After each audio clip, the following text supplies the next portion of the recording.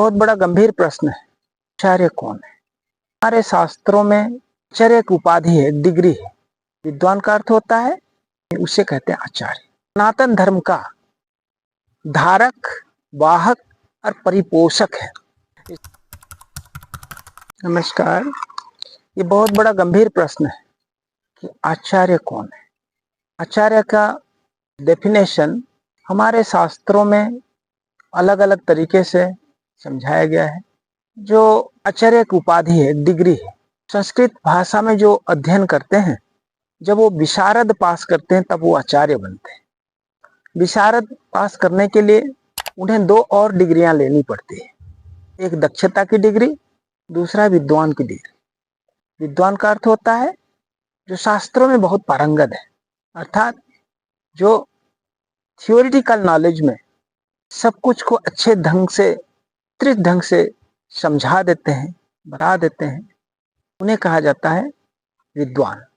उसी तरह जीवन की अप्लाइड साइड में, अर्थात प्रैक्टिकल दुनिया में कैसे करना है उसको करके दिखाना प्रैक्टिकली, उसे कहा जाता है दक्ष। और ये दोनों के सम्मिश्रण से विद्वान और दक्ष दोनों मिलकर के बनते विशारद। संस्कृत की जो जितनी डिग्रियां, उपाधियां हैं, जो विशारद की प्राप्ति करता है आदमी, उसे कहते हैं आचार्य। बाबा आनंद मूर्ति जी के लेकिन उसको अलग ढंग से समझाते हैं, हालांकि ये भी शास्त्रों में ही है। वो कहते हैं कि आचरणात् पाठयति यह सह आचार्य। अपने आचरण के द्वारा, अपना वक्तव्य के द्वारा जो सिखाते हैं उनको बोलते हैं वक्ता।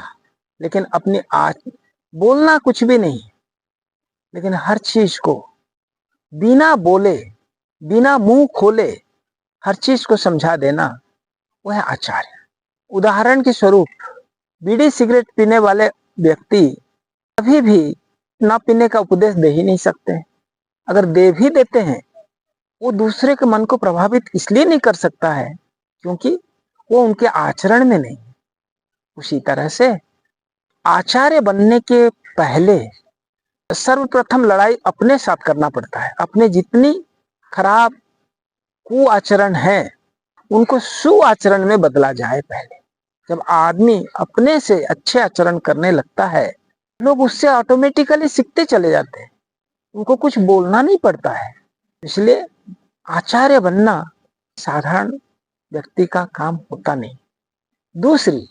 दूसरा जो डेफिनेशन गुरु का, प्रैक्टिकल डेफिनेशन बाबा का यही है, जो तारक ब्रह्म का संदेश को लेकर के जनमानस में प्रचारित करते हैं और तारक ब्रह्म के द्वारा सिखाई गई साधना पद्धति को जन सेवा में, जन कल्याण में उपयोग करते हैं, लोगों को सिखाते हैं, उनका केयर करते हैं, उन्हें आचार्य कहा जाता है।